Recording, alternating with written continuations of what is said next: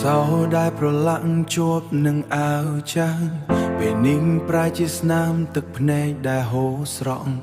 ផ្លូវដែលធ្លាប់អ៊ូអរពេលនេះប្រែជាស្ងាត់ជ្រងំ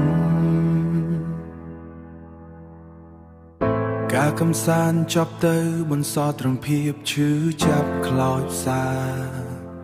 សំលេងសើចសប្បាយសំលេងសើចសប្បាយคล้ายជាសំលេងយំក្នុងចិត្តចាក់ដោតដល់ជ្រៅទៅក្នុងអារម្មណ៍របស់ខ្ញុំចាក់ដោតជ្រៅទៅក្នុងអារម្មណ៍របស់ខ្ញុំក្នុងអារម្មណ៍របស់ខ្ញុំតើឲ្យខ្ញុំរស់នៅយ៉ាងណាបើគ្មានអ្នកនៅក្បែរអូពេលវេលាចូលឆ្នាំបានសំឡាប់ចិត្តខ្ញុំស្នាមទឹកលើដី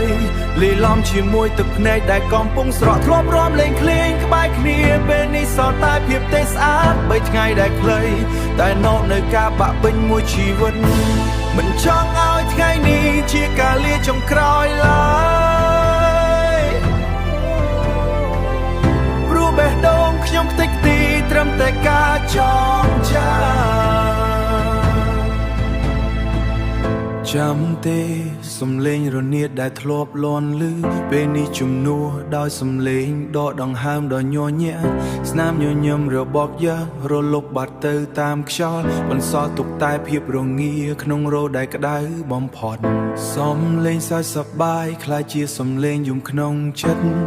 ចាក់ដោតជ្រៅទៅក្នុងអារម្មណ៍របស់ខ្ញុំចាក់ដោតជ្រៅទៅក្នុងអារម្មណ៍របស់ខ្ញុំតើឲ្យខ្ញុំរស់នៅយ៉ាងណាបើគ្មានអ្នកនៅក្បែរខ្ញុំលុតជង្គង់លើផ្លូវដែលធ្លាប់មានរូបអ្នកទឹកភ្នែកស្រក់ចុះលើដីដែលធ្លាប់សើមដោយទឹកសប្បាយហេតុអ្វីក៏អ្នកទៅចោលខ្ញុំឲ្យនៅម្នាក់ឯងបែបនេះខ្ញុំមិនចង់ត្រឡប់ទៅផ្ទះដែលគ្មានអ្នកទេខ្ញុំមិនអាចទៅរួចឡើយអូពេលវេលាចូលឆ្នាំបានសំឡាប់ចិត្តខ្ញុំស្នាមទឹកលើដី